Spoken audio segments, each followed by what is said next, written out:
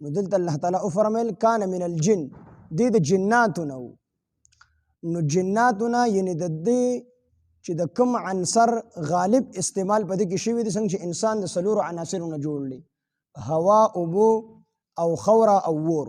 خو په انسان کې غالب عنصر یعنی غالب سیس چې کوم په دې کې دی هغه خوره ده، هغه خټه ده.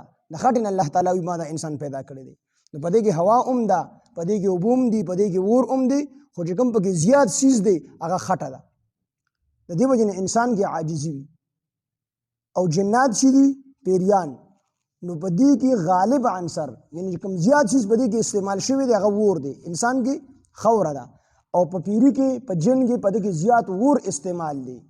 او اور د چا پابند کېدل دا نه غواړي، د دې خاصیت دی. اور په بره باندې زور کېده کې تکبر دی، اور چې بلیږي لمبه په بره باندې ځي که نه، او دا د چا پابندي نه کوي، د دې په خاصیت کې دا غلې شوې ده. او خوره دې کې عاجزي ده، دې په خاصیت کې عاجزي ده. نو دلته کې چې الله تعالی وفرمیل چې کان من الجن، و دی د جناتو نه، هغه خاصیت ته اشاره ده چې اور د چا پابندي نه برداشت کوي او د چا پابند جوړېدل نه غواړي چې زه د چا پابندي وکړم. نو دا خاصیت په دې کې، خو دا خاصیت دې دومره مجبور کړی نه و چې د الله تعالی فرمان برداري نه شوه کولی. دا د ده لپاره عذر نه جوړېږي، ځکه د الله تعالی یره کو په ده کې وي، نو د الله تعالی د یرې نه به ده خپل خاصیت بدل کړی و، خپل عادت پې بدل کړی و، او د الله تعالی اطاعت پې کړی. خو د خپل د الله تعالی یره د په زړه کې نه وه.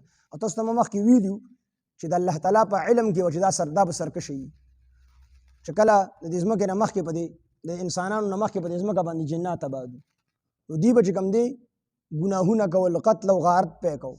همدا وجه و چې فرشتو چې کوم دی الله تعالی ته عرض وکړو چې یفسد فی الارض، الله د انسان مو پیدا کو، دی په مخ ته ځمکه باندې بیا فساد کوي.